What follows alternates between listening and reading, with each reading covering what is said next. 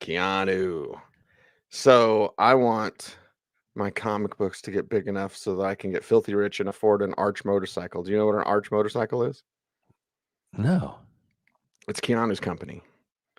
He has his Oh, own. He makes wow. his own hand-built motorcycles. They're beautiful. I have an Arch motorcycle sweatshirt. I've worn it on the show. Oh, Anyway, wow. yeah. Mm-hmm. That's That's awesome. right. That's right. Okay. You know what else is awesome? This song. You got a team, here's a word to the wise. You want to dominate your league? Go to Football Guys. Football, I'm living in a fantasy. Football, got everybody mad at me. Football, cause every game I had to win. Football, I gotta be a champion. Football, I'm living in a fantasy. The fantasy playoff preview continues. Part 2 of the Week 15 preview here on the Audible. Dallas and Jacksonville. And with the Cowboys, it's like, okay, they picked up T.Y. Hilton. I'm just watching that situation bloom because it's interesting, especially when you have Noah Brown doing good things and James Washington is back. But why aren't we talking about CeeDee Lamb and Ezekiel Elliott and Tony Pollard and Dak Prescott? Because you should be starting them anyway against Jacksonville. Let's break this thing down. Yeah, this game's important. I mean, for the Cowboys, they want to at least keep the Eagles within shouting distance. And it does seem like it's all hurtling towards the Cowboys headed to whoever wins the NFC South. Maybe Tom Brady, maybe not Tom Brady. But like you said, from a fantasy standpoint, there's not that much nuance here. You're playing Zeke, you're playing Pollard as running back twos. You're playing Lamb, even though you know the ceiling's not there that you were hoping for. You're playing Schultz, one of our dependable tight ends. You're playing Dak Prescott. Again, the ceiling's not there, but then you have Noah Brown and Michael Gallup complicating things. And you also have, like you said, enter T.Y. Hilton. And that's it. This is going to be a productive offense. It is going to be spread out enough that not necessarily, with the exception of occasional Lamb or Pollard week here and there, the week winners, but it has restored now with Prescott back, all hands on deck to a good offense. But at the same time, you've got this Jacksonville team that is feeling a little frisky, and they're not out of the division. They just beat the division leader. They want some more. You want some more? You got some more. How about more Jacksonville talk? And there's some assets on Jacksonville that you might be trusting. It is the fantasy playoffs, but you just got to be careful this week, Bloom. Yeah. Well, I mean, be careful in the sense that you want to weigh everything out before you make your decisions. But when you weigh out your lineups this week, Trevor Lawrence looks like a reasonable streamer.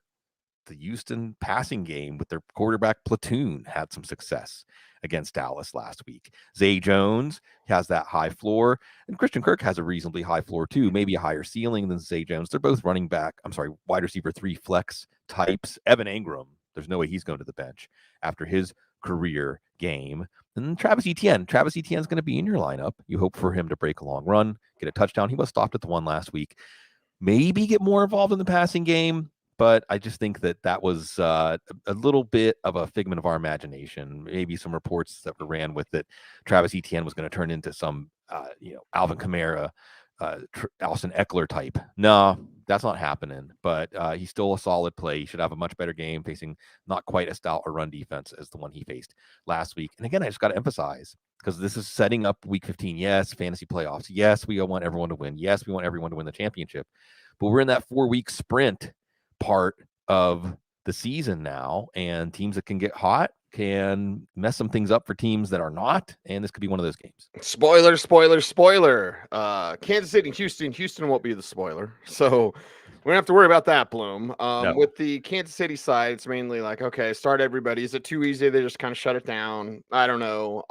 But you know all the names. For me, I'm going to be watching the banged up guys, the injured guys. Like, okay, does Kadarius Toney play this week? Probably. He was trending towards playing last week, and he didn't. They just activated McCole Hardman.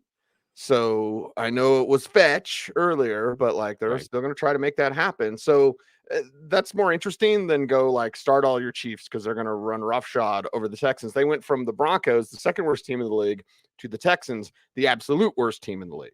Yeah. And we'll see. You forecast this game first and foremost, it's probably an Isaiah Pacheco game, right? Houston used up their spoiler energy last week. Kansas City should be able, just like the game they had against the Rams, get Pacheco up over 20 carries. So Jerick McKinnon, maybe more what the heck flex and running back 2 coming off of his massive total in very few lineups.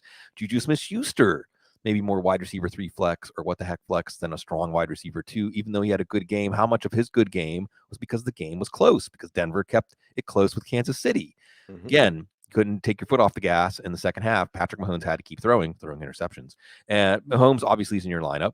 Kelsey's obviously in your lineup.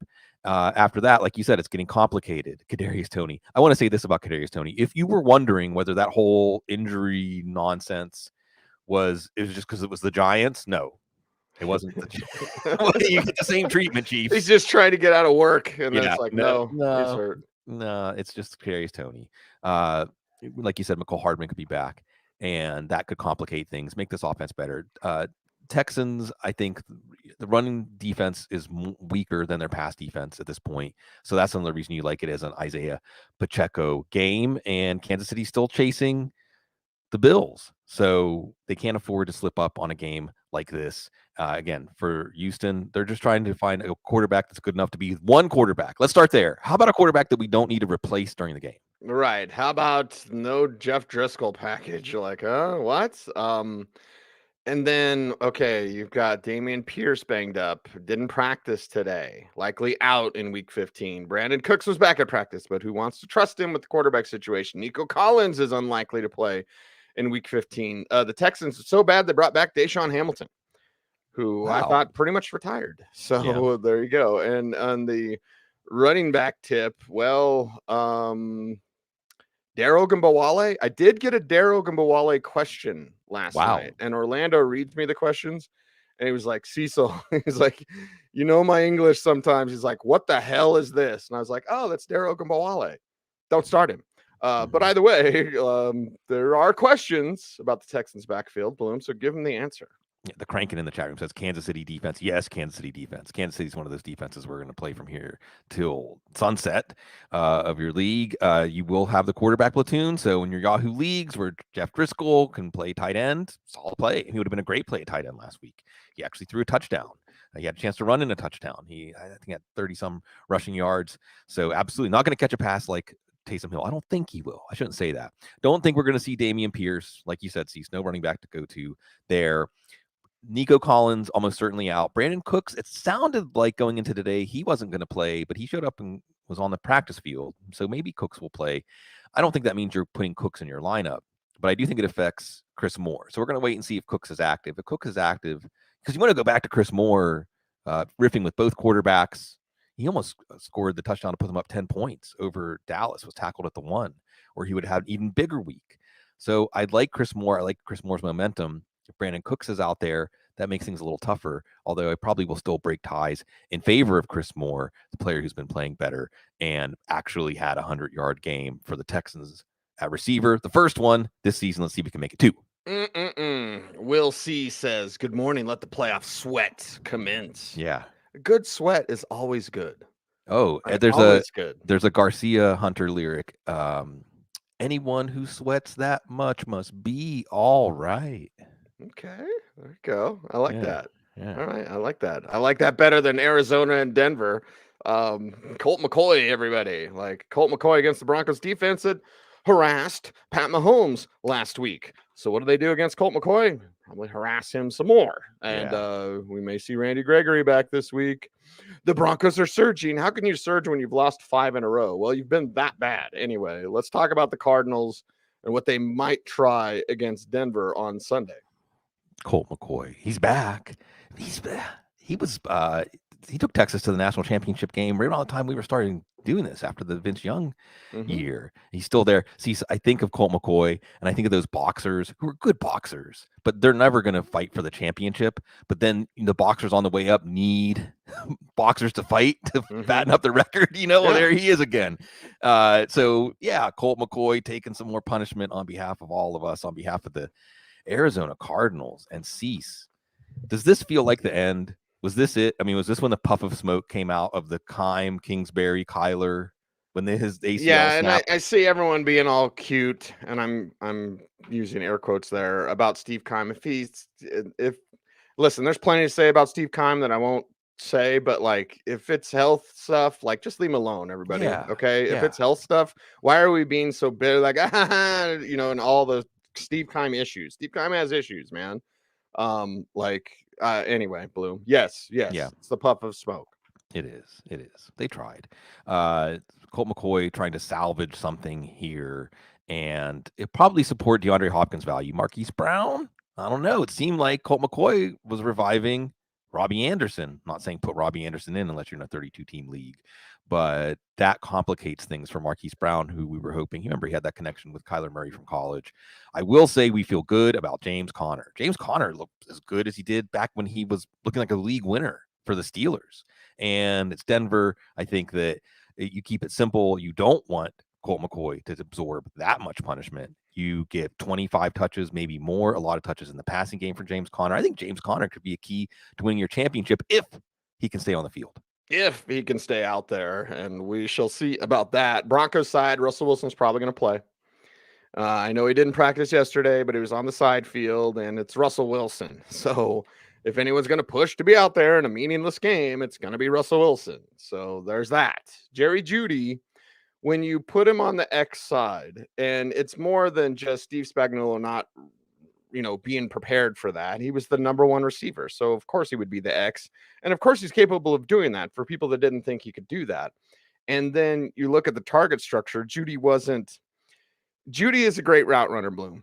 Mm-hmm. When he is the number two, you don't know the exact timing of when Wilson's going to.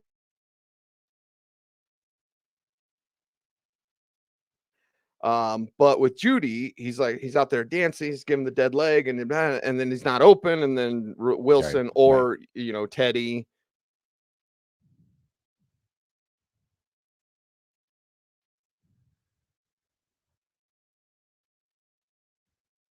And you see what the internet is like now. But when Jerry's the number one, he gets open right away. Right. Russell Wilson finds him right away. Why are we spinning circles right away? But okay, so Jerry Jeudy with Russell Wilson, we should have some confidence there. Mm-hmm. I don't have confidence in the internet right now, Bloom, as we're blinking out. Right. But I think Fantasy GM should have confidence in a Dulcich, in a Jerry Jeudy and the kids, basically. So don't start the kids, start Jerry, and then whatever in the backfield. Maybe more Marlon Mack because Mike Boone's on IR. I don't know. It's Denver, and it's boring.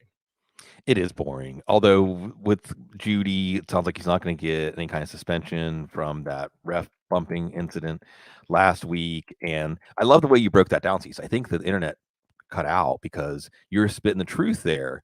Can something just as simple as, he's the number one receiver versus number two receiver affect the timing? Absolutely it can, because where you are in the progressions, if you're the first read, then the quarterback can kind of a sight adjust. If you're the second read, if you're not where he expects you to be when he moves to that, and it's next to next.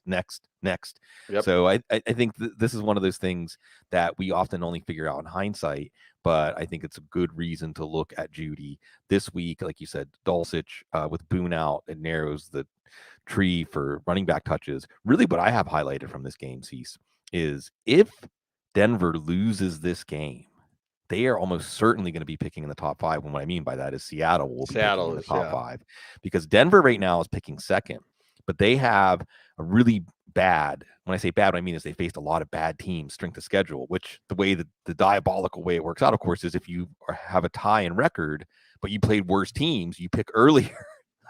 So Denver at this point, if they fall to 3-11, and remember, Arizona is not exactly going to improve their strength of schedule. So this is a game, I don't want to say a pride game. I don't know if teams pay attention to this stuff, Cease, but if you want something to play for Denver, it's at least a little bit of pride and not giving up a potential generational talent because you wanted Russell Wilson. Yeah, and you got up last week for the Chiefs. Like, that's a different level, right? Right. And then it's like Wayne's World when you're in front of Delaware and like, we're in Delaware. Like, what do you do? we're facing the Cardinals. What do we do? So yeah, I'm not sure if that same motivation will be there, although the energy around the building's good. and my key card still works at the door. And Yay. by the way, I did tweet out something about their trainer yesterday. Like if you're, because there were some local bloggers tweeting about Lauren Landau, who I'm friendly with Lauren, so I'll full disclosure. You strike a nerve when you get phone calls after a tweet that are supporting what you're saying. Not telling you did something wrong, but like supporting that you're saying. So it was interesting. Always interesting. More tea, everybody. I'm just waiting for the season to be over. Yeah, a big pot of tea. Like, you're going to take what was it? What was the old plunge, right? Nesty plunge. Yeah. The Nesty Paul plunge. Palmer. Paul Palmer, right? He was I feel like Paul Palmer was the first one I saw do the Nesty plunge. Wow, you're going to take the Nesty plunge and a bunch of tea about the Broncos on this show. But how about some tea on the Patriots and the Raiders up next? And the Raiders side is more interesting to me because of guys that could be coming back. Darren Waller. But let's get through the Patriots side, which is interesting to me because who the hell is going to play running back? Who the hell are you starting from the Patriots, Bloom? Yeah, well, just because the Patriots offense is so boring and we have some kind of working internet. It was Paul Palmer who was the first one to do the Nesty plunge, although they try to call it the Palmer splash or something. I don't know. His nickname was Boo Boo. And of course, hey, Boo Boo. Temple and Kansas City Chief, great Paul Palmer giving us the Nesty plunge. What are we going to get that's great out of our offense here? I have no idea who's going to play in the backfield. Maybe Damian Harris. Don't think it's going to be Ramondre Stevenson, but maybe Pierre Strong. So if Stevenson and Damian Harris is out, oh man, Pierre Strong, line it up to the moon. Passing game, explosiveness, Raiders matchup. But it's funny how we were worried about Josh Jacobs because of the prospect of a 3 or 4 headed backfield, and what are we maybe going to have for the Patriots, a 3 or 4 headed backfield in this game. So we'll see. Strong is the one I would like to play, but if Harris is active and Stevens is active, I don't know how you can do it. If Harris is active, he's still a what the heck flex. And we'll see. And if neither are active, then he's more of a running back too, and Kevin Harris is more of a what the heck flex. Is Jacoby Myers back? I want to put him in PPR leagues if he is. Devontae Parker had the concussion. Did you see the clips of that, by the way, Cease? That Devontae Parker got concussed in that game, and they just left him out on the field. And Nelson Aguilar, here's your badge of honor, Nelson Aguilar, basically stopped the play, just waved his arms and was like, "No, we're not running this play. My man's here is not okay." Yeah. So I think the league's looking into that. Like they're always looking into these things. We really care, huh? Yeah. So we'll see if Parker's out. Myers could get more targets. Maybe Nelson Aguilar as what the heck flex. Of course, there's Hunter Henry. Roll the dice. Really, the sort of absurd thing here is that the Patriots are in the playoffs right now, and if they win this game, that's going to help their cause. However, they've got Cincinnati, Miami, and Buffalo left. So you better not stub your toe on this one, Patriots, if you think you have any chance of making the playoffs. What is it? Behavioral reinforcement, Bloom, right? Yeah. Like, don't let the Patriots make the playoffs, or else this is. And then they give us a crappy first round game, Right. So right. No. What are you gonna do, man? What are you gonna do? Raiders side is interesting because Hunter Renfrow is probably not back this week. Bloom, I'm just guessing, but that's just kind of reading the tea leaves. He might be. Not starting him, but Waller is back. And you're desperate enough at tight end, like, yeah, Darren Waller, he's back. Should have checked the waiver wire to see if anybody dumped him. So Waller should be officially activated, and he's telling reporters that he's going to be out there. So again, maybe don't listen to the players, Bloom, but we'll just give you all the information. And all right, Devontae and Josh and Derek, see what else you can do. But the Raiders will be interesting when they get to full strength here. Yeah, dropping that one against the Rams stings though. They could have. They could have bid somebody. If they just beat the Rams, then they would pull to 7-7 with a win here and be right back in the mix. Right back in the mix. So, and again, they have 8 losses. They can still win out, baby. Josh McDaniels' revenge game. Hey, last time we played the Patriots as a head coach, the Broncos went 6-0, and McDaniels did like 7 fist pumps. You can't go over 3, man. 7 fist pumps. I was like, that's a little much. It's a little much. Slow down, kid. Yeah, right. The fist pump loses its meaning when you use it that much. They have San Francisco and Kansas City left, so probably the Raiders are out of the playoffs. But they can certainly give McDaniel's old employer a black eye on the way to the playoffs. Derek Carr, who was actually on a pretty good run for fantasy, not now, after what happened last week in a matchup that should have been at least better. No, maybe it was just that the Raiders had a lead, so they didn't know what to do except keep running and kicking field goals. I don't know. They might not have a lead in this game, but it is the Patriots defense. So you're not going with Carr. Yes, you're going with Josh Jacobs. I just hope that Josh Jacobs gets paid. If he goes out and this market receives him with a 1-year, $7 million deal or something like that, he is truly playing his heart out, giving everything to this team that is going nowhere. Devontae Adams, more, please. Just more. What happened last week? Why did you? I mean, does this team just not understand how to? If you got to the lead doing things, maybe keep doing those things. Throwing to Devontae Adams, and Mac Hollins, Foster Moreau, that kind of goes along with Derek Carr. If we're not having confidence in him in this offense, then we're not bringing up with 32 teams now back in action from here on out. We're not bringing up some of the secondary targets there. But yeah, this is their last stand, and I'm just glad there are other games in that late game slot, so we don't have to watch this one or Arizona and Denver. Yeah, Arizona and Denver. And well, there is a game that's interesting coming up in just a little bit. But first, let's talk Titans and Chargers, because that's not the one. And how about I run down this report for you, Bloom? Robert Woods, illness, did not participate Wednesday. We're recording Thursday morning. Traylon Burks misses practice, concussion, Wednesday on December 14th. We're recording Thursday morning. Derrick Henry, it's Wednesday, whatever. Henry's limited. That's what he usually does. Ryan Tannehill with an ankle, limited, whatever. The rest of the practice report, whatever. But like, okay, from a fantasy lens, trust Derrick Henry and littering and Yeah, I don't know. I just maybe Chiggy Okonkwo and Austin Hooper if Burks isn't playing, and how it's been going this year. For the most part, I don't have numbers. I'm not keeping track, but it seems like most of the players who get concussed don't play the next week. And then it seems like if they're not getting in a limited practice, the following practice after that first week, they're at best 50-50 for the next week. Right. So and even if Burks plays, Okonkwo is playing so well right now. And it's one of those things, don't look at the snap share. Look at how often they're using him when he's on the field. But otherwise, if Burks isn't playing, I'm not interested in any of these wide receivers. If Burks isn't playing, I'm probably not as interested in Ryan Tannehill. This one's a bit weird, right? Until last week, we would have said, oh, Derrick Henry against the Chargers, 200 yards, 250 yards. Where does it stop? And then he looked like that kind of runner in the first half last week against Jacksonville. And then Tennessee's defense started faltering. Their offense had a few miscues, including a fumble by Henry.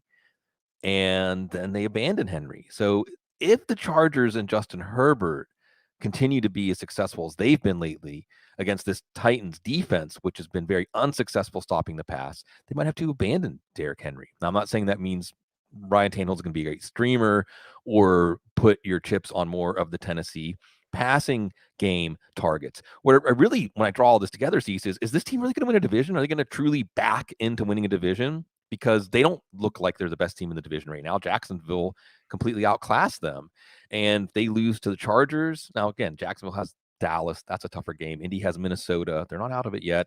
That's a tougher game. But still, you don't want to see this. This is reminiscent of what we're talking about with the Patriots, where you're just setting up a terrible first-round game that isn't going to really give us any more insight into who's a true Super Bowl contender. But if Tennessee wants to convince us that they are, they need to go west and beat a Chargers defense that made Tua Tagovailoa and the Miami offense look impotent last week. And I didn't think we were going to say that this year. No. So I'm confused, but I'm looking forward to seeing how this all goes down to know how to forecast these next few weeks, because these are teams in transition.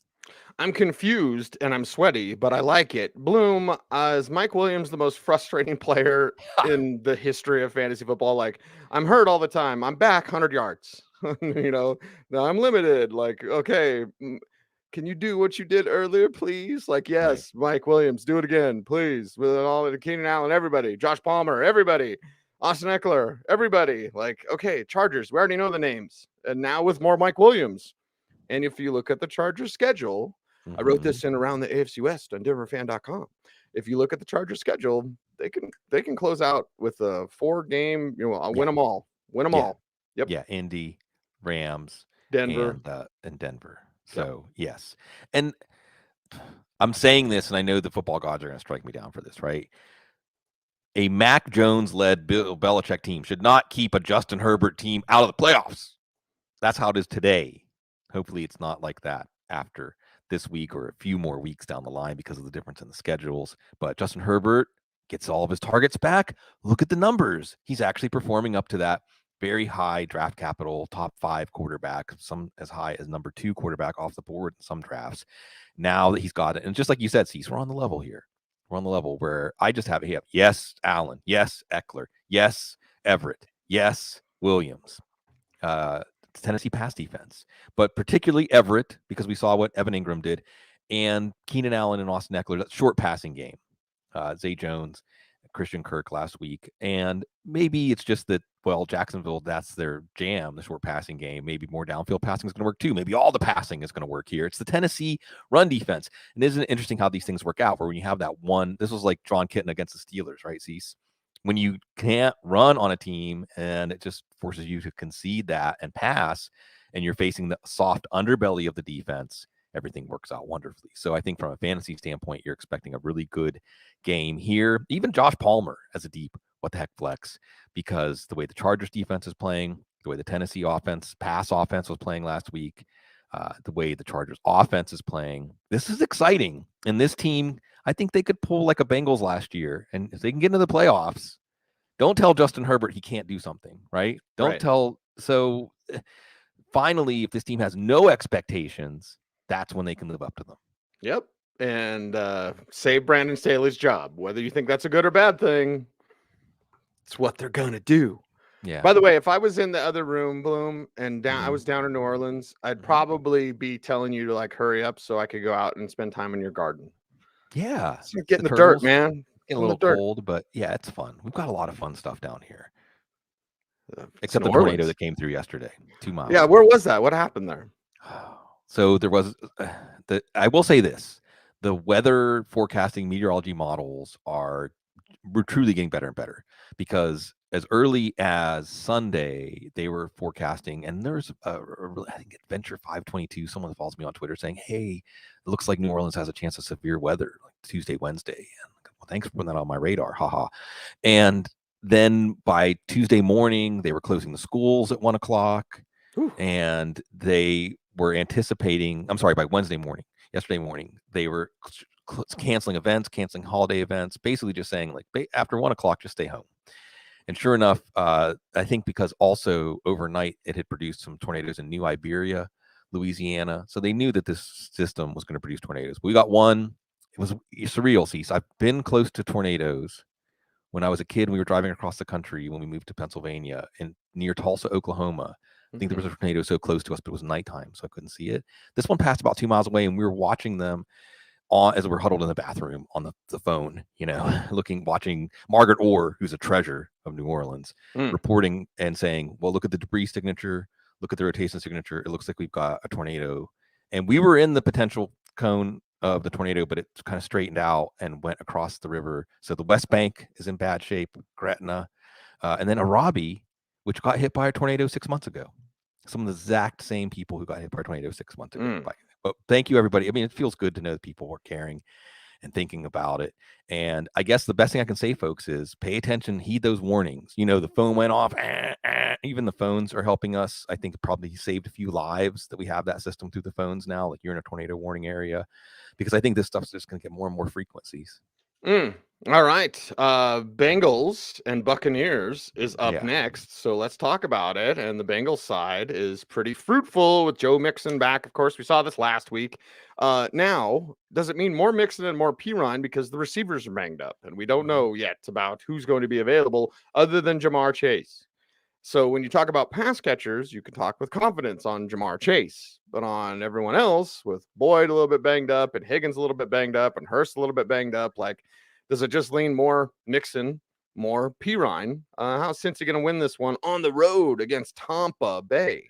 Yeah, we talked again about the strength of a defense and the weakness of a defense. You don't necessarily want to take the Tampa defense head on running the ball, but that mode might be better with Samaje Perine on the field. Could this be a game where we have closer to 50-50? The personnel package, the plays they run with Perine, I think even maybe some no huddle, hurry up offense, going to be more effective than just your bread and butter offense. So Perine's a what the heck flex sleeper of the week type. You're still going to play Mixon, Burrow's going to go to Chase. Chase is going to get his. And then we'll see. We'll see about Higgins, that hamstring and warm-ups. And then they said maybe he was available. It just feels dicey. I'm not saying to bench T. Higgins if you're saying T. Higgins or Chris Moore and things like that. Trust your gut. It's week 15. It's the playoffs. You've cared. Your team has made it this far. And, people who benched Saquon Barkley or Travis Etienne last week, just looking at the matchup, looking at the circumstances, were right. So we have to be careful. We dance with who brung us, but we also know that you can't dance in a cast, right? You can't dance if you're limping, right? So you can't dance if there's a bunch of people stopping you from getting off of the bleachers to get onto the dance floor. So we'll see. We'll see if Hayden Hurst is back. I think out of this passing game, Chase is the only one we truly can count on. And Burrow's ceiling will be a little bit lower, but he's still a solid quarterback one for us. What you love here about Cincinnati, Cease, and Will C's out there. What's up, man? What's up, Cincinnati Bengals fans?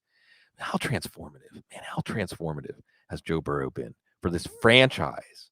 But you looked at the schedule, Cease, and you saw, oh boy, Tennessee, Kansas City, Cleveland, whatever. They don't care. Tampa Bay, New England, Buffalo, Baltimore, still they don't care. I mean, it's almost like they welcome it. Good. We're going to be all warmed up. Our RPMs are going to be high. We're ready to go. So I love the way this team feels about going to the pirate ship this weekend. Yeah, going there and not getting a jersey. Get out of here with that jersey. Yeah, Joe Burrow says, I'm not about that stuff. I don't want Tom Brady's jersey or autograph. Why would I want that? I want a W. Yeah, exactly. I agree. Tom Brady's side of things. Well, Leonard Fournette, Rachaad White, Chris Godwin. All right, Buccaneers. The Buccaneers are, I don't know, getting on my nerves. Maybe it's just Tommy Brady. I don't know. Go to the 49ers next year, buddy. You got your Super Bowl guys, okay? Right. Tampa, City of Champions.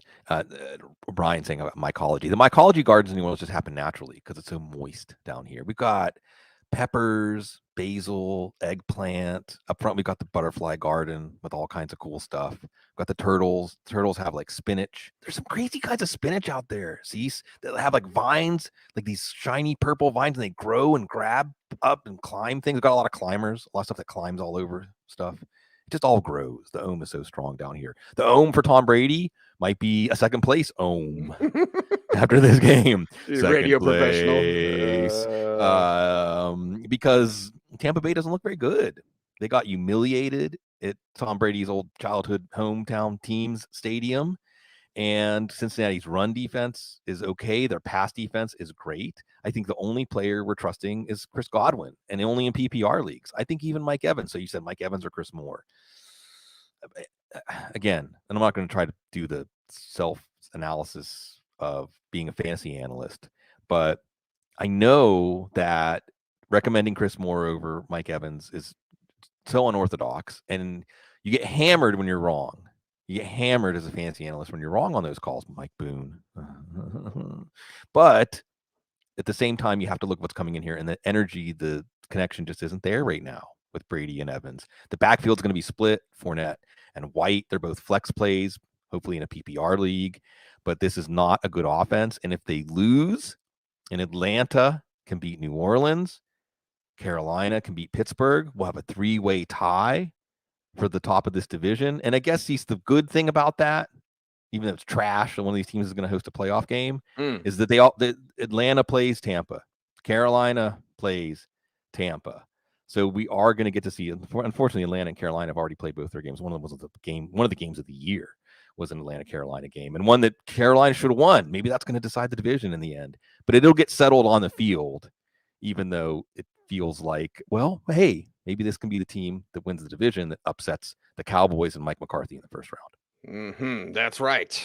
Giants and Washington, a couple of games left, and things fall off a little bit, but it's NFC East showdown. It is Giants and it is Commanders up next here on the Week 15 preview. And the Giants side of things, they're going to trot out Saquon Barkley again. Okay, Here you go, everybody.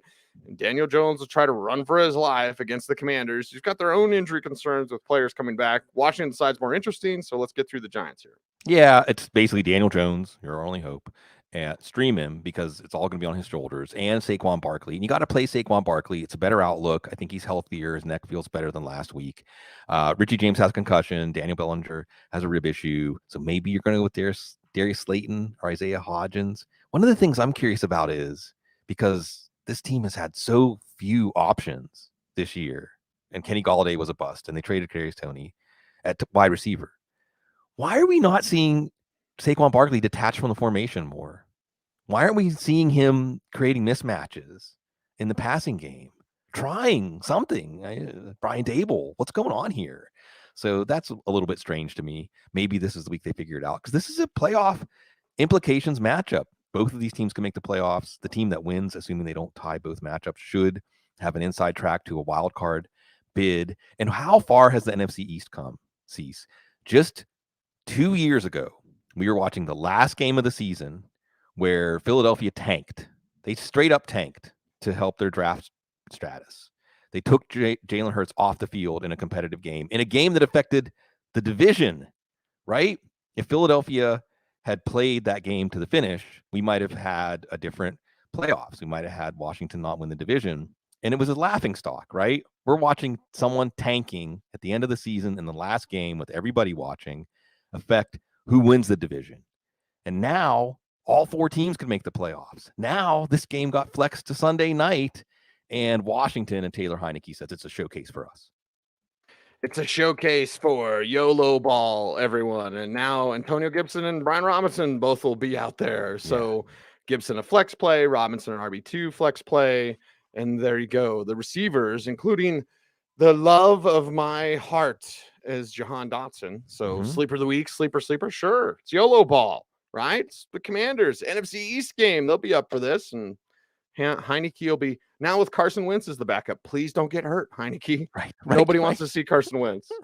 Right. How did that story work out? If Carson Wentz gets hurt and the backup comes in, we good.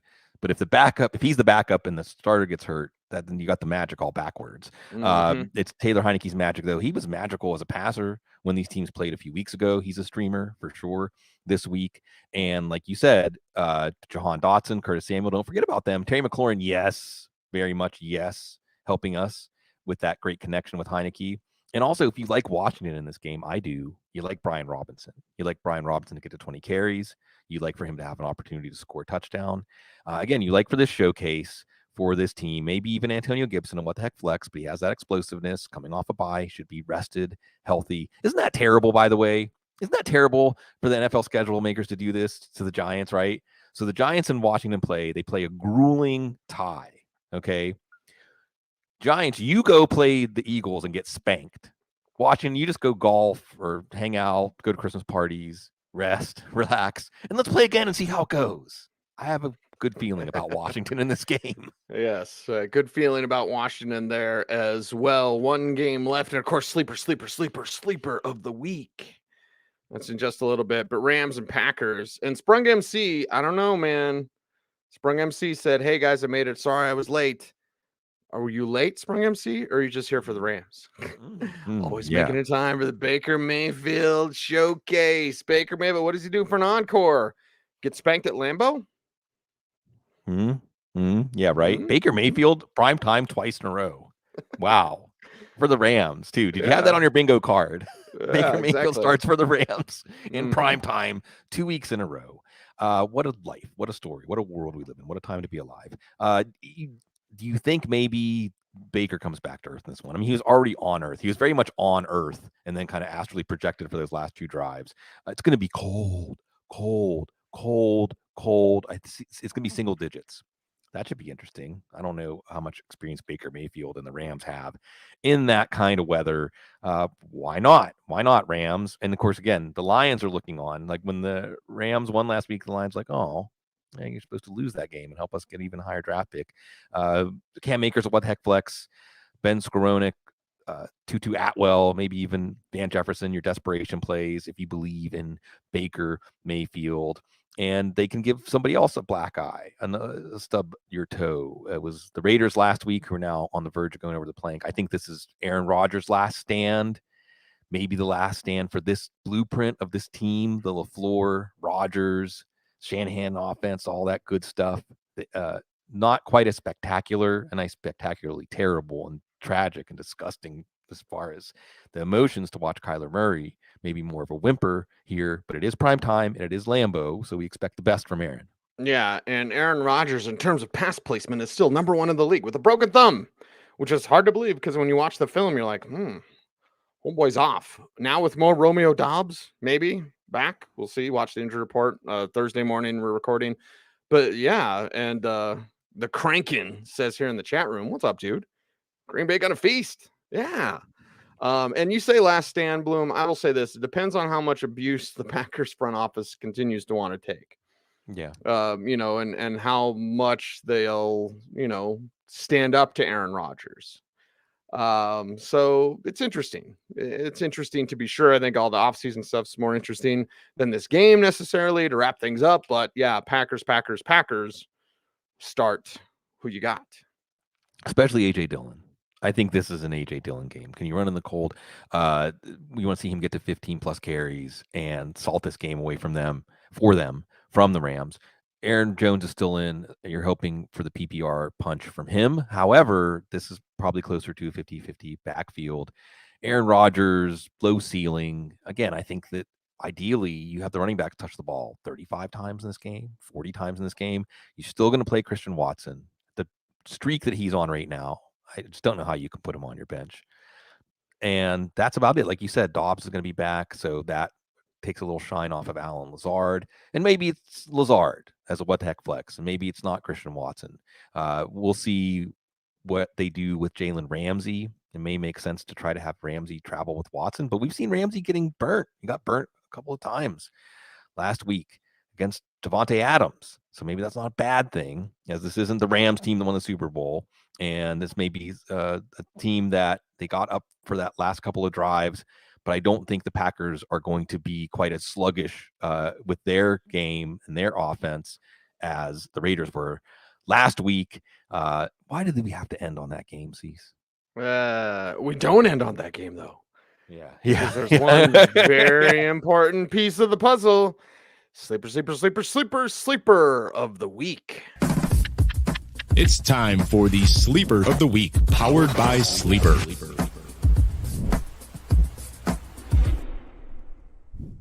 Oh, yes. Sleeper of the week. And, well, Bloom, I already gave you my sleeper of the week.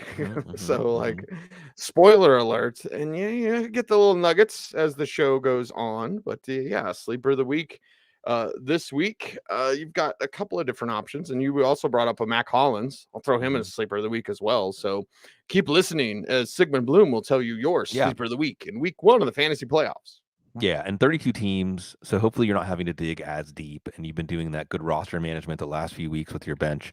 We talked about Pierre Strong, Samaje Perine, AJ Dillon, Chuba Hubbard, maybe even Jordan Mason if you have to go really deep. And I love leagues where you're deep enough that you have to consider a play like Jordan Mason, but San Francisco can get out ahead of Seattle. We know Seattle had a lot of trouble stopping the run last week. Wide receiver Jacoby Myers, Chris Moore, Donovan Peoples, Jones, Jahan Dotson, Curtis Samuel, and of course that Rams trio, Skowronek, Atwell, Van Jefferson, something to wait for on Monday night. And we wait for tonight's game. Jeff Bell will be joining me on the Thursday night show. We will have games on Saturday. Set your lineups on Friday, everybody. Don't forget.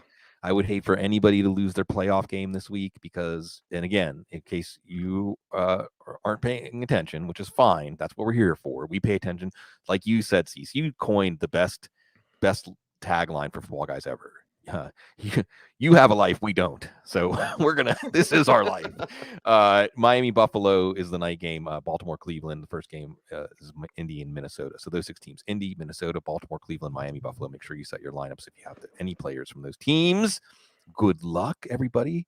Chris Allen and I will be back Sunday morning to answer your questions. And here we go. And I've been gearing up to the holiday season. Hopefully no more tornadoes, no more things that we have to deal with. We can all just focus on being with the people that we care about and enjoying that we are alive right now at this time. Yes, we're right here for you. Bloom, do you want one of these Aquaman shirts? Oh, Right. wow. That kind of looks lifelike. Yeah. Yeah, I need to do arm day more often. This is before water. I do this. I need to do other things other than arm day. It's glamour. What's the muscles opposite for of a reason. Tyrannosaurus Rex? Exactly. Yeah. Anyway, so yeah, let me know. Get you a deal. I'm just waiting for my Coach Prime sweatshirt to come in the mail. I'm like, come on, post office. Yeah. My Coach Prime. I got it from Colorado Buffalo, CUBuffs.com. Come on. Yeah. I can't wait, Cease. I think that when you interview him the first time to show up in the Coach Prime sweatshirt, it'll be instant. You guys will hit it off. Exactly. Maybe he'll be wearing an Audible shirt. You never know. You never know. They are out there amongst the living. Yeah. And I don't know. Well, I will interview Prime, but I'm looking forward to hanging out with Coach Prime. So that will be monumental. That will be the end of today's show.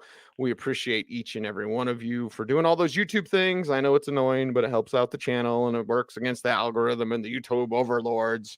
So please do your part. Like, comment, share, subscribe, hit the notification bell so that you never miss a vid. It also helps to watch the video to the end. Jump through hoops, jump through hoops, jump through hoops. Anyway, and check out footballguys.com. Follow us both on Twitter at Cecil Lammey, at Sigmund Bloom, at the Audible. We appreciate you all. Be safe, be kind, know that you are appreciated. Stay tuned, and as always, stay frosty.